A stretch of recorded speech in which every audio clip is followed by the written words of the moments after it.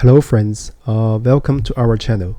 Let's have a look at problem 2901, longest unequal adjacent group subsequence 2. This is a natural follow-up for problem 2900.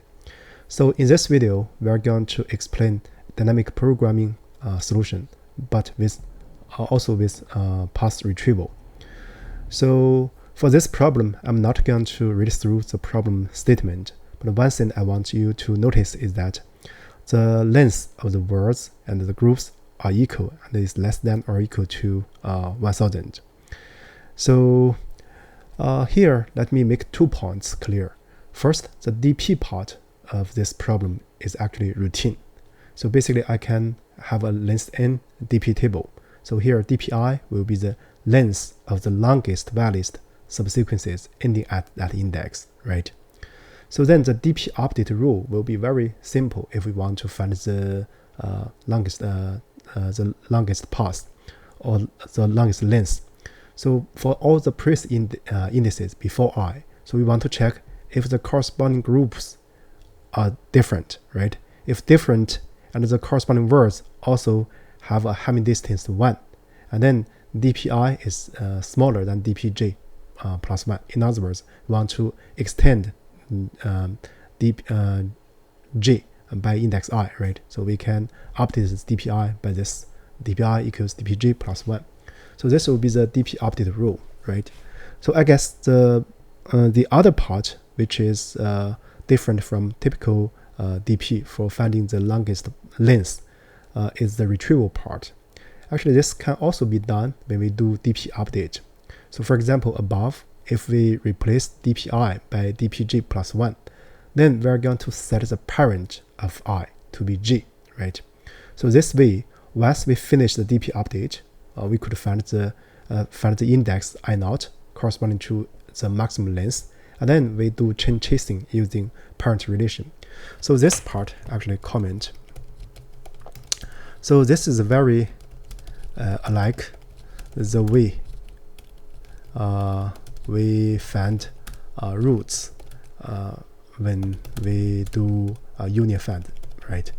Especially the find method, especially in the find method, right?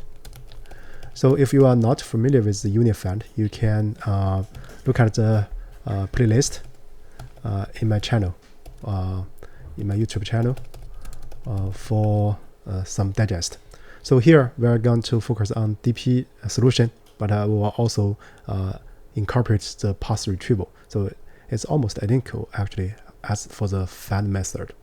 So if you have grasped these 2 points, I guess writing the code will be not very challenging. So here let me first write some hyperfunction. So find differ by 1 character, right? So this means the Hamming distance is 1. So we want to first have such a hyperfunction so that it's convenient to do the check when we do this DP update here, right? The Hamming distance. So here we have 2 words, so words 1 and words 2, right? So then if their length is different, so we are going to return false, right? So then we consider the diff, so it's a count. So basically for character 1, character 2 in, we can use the zip function for W1 and W2. If C1 does not equal to C2, so we're going to increment the count by 1. So if the Hamming distance were 1, right, we would just return true, otherwise return false. Therefore, we should return count equals 1 or not, right? So this will be the hyperfunction to check if 2 words has a Hamming distance 1. If it were, so we are going to return true, otherwise return false. Next, we are going to look at the DP part. For the DP part, first let me get the length of this words or group, because they are the same, right? As here, length of word, length group. So it's actually bounded above by 1000. So the DP update I'm writing here actually overall we will have a time complexity O of n squared, but n is bounded by 10 to the power 3. So overall is bounded by 10 to the power 6. So in general, it will pass the test cases. So here dp, so we can use this. The initialization is 1 is natural because you can use the word itself at that index as a single length one. So also we want to have a parent. So we can have a set to be -1. So just or you set none. So this is based on your choice. So then the max length. So originally we can set it to be a smaller value, that's say 0. And then we are going to do the dp update. So for I in range n, right? Then for j in range I. Then basically this is the if groups and I, we should have them not equal, right? So because this we require that they are in different group and also alternating in with having distance 1, right? So if this is the one and the diff by 1, see words at I and words at j. So here the order of the arguments is not essential because this is essentially symmetric, right?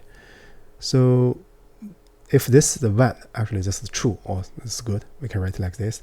And say dp I is less than dp j plus 1. And we're going to set dpi equals dp j plus 1.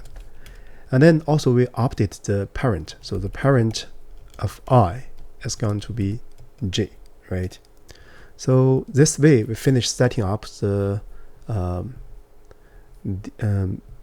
dpj as the parent of set the dpi as the parent of I. So now we are going to make a comparison. So if max length if dpi is greater than the maximum length, so we are going to set the maximum length to be dpi, right? So this way you will get 2 tables. One is dp table, one is the parent table. So let me first return the solution, and then afterwards, if it passed all the cases, we are going to do some print to digest the further details. So the result will be like this. So what we are going to do is for I in range n, first we want to find the index corresponding to the maximum length, right? So if dpi equals the max length, and then we're going to do result append words I, right? And then what we do, no, here let's write like this. So well, this I does not equals to -1, so we do this. And then we actually set I to be the parent of I, right? The retrieving along the chain. So this is exactly what we do typically in UniFind. It's the find method, right? So once you have this, you finish this. So what you do, you are going to break this one. Because I just need 1, right? Let's locate that one and work on that one. So we will get 1 of the result. So we can actually return the result. But here it's in a reverse order. Let's reverse it. So this will be the full code. So it contains 3 parts. So one is a hyperfunction. So one is a dp part. The dp part actually determines 2 things. One is the length. We can retrieve the maximum length. Another is the parent relation, right? So the third part is a pass or retrieval. So basically we get the final result. Let me first do a test.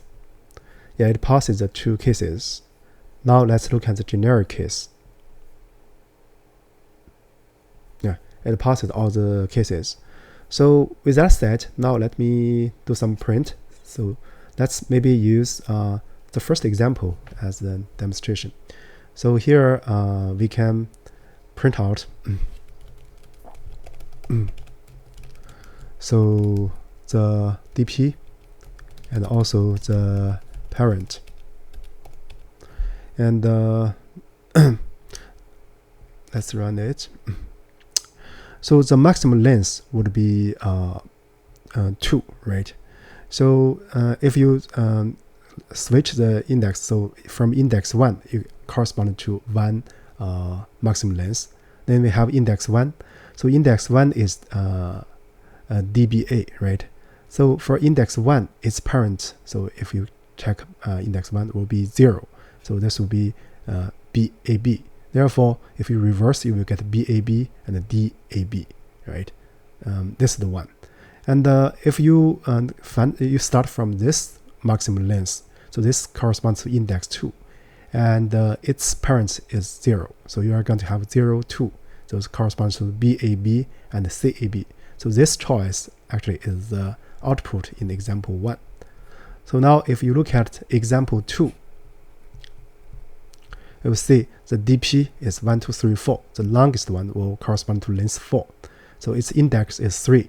So index 3 actually has parent 2, and parent 2 have parents 1, and 1 has index 0. So you have 3, 2, 1, 0. Therefore, the corresponding result will correspond to indices 0, 1, 2, 3. So that will be A, B, C, D, right? So this is the second example. I guess with that said, that's basically about it for the current video. So as I mentioned, so this DP, besides the traditional part for update, we also retrieve a parent list to get the one of the specific paths. So with that said, I guess that's it for the current video. Thank you for watching.